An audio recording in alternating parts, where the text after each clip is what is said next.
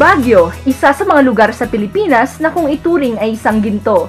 Paano nga ba makararating sa tuktok ng bulubunduking lugar na ito? Tatlong pangunahing daan na pwedeng bagtasin ay ang Marcos Highway, Nagilian Road at ang pinakakilala sa lahat, ang Quezon Road. Ngunit alam mo bang ayon sa mga eksperto, isa lamang pagkakamali ang pagkakagawa ng nasabing daan. Ito ay dahil sa hindi magkatuwang na direksyon at sa pagkamahal-mahal na gastos.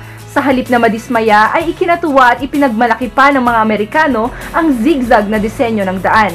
Paglalarawan nila ay isa itong bato na ginawang ginto. March 27, 1905, formal na binuksan ang pagdaan ng mga sasakyan sa kalsada ng Quezon. Ito ay ipinangalan sa inhinyerong si Colonel Lyman Walter Veer Quezon.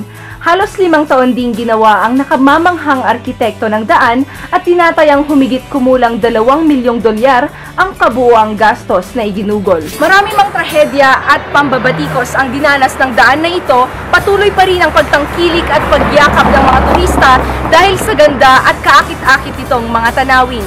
Mula rito sa Quezon Road, Baguio City, Yvette Kakayurin, nag-uulat.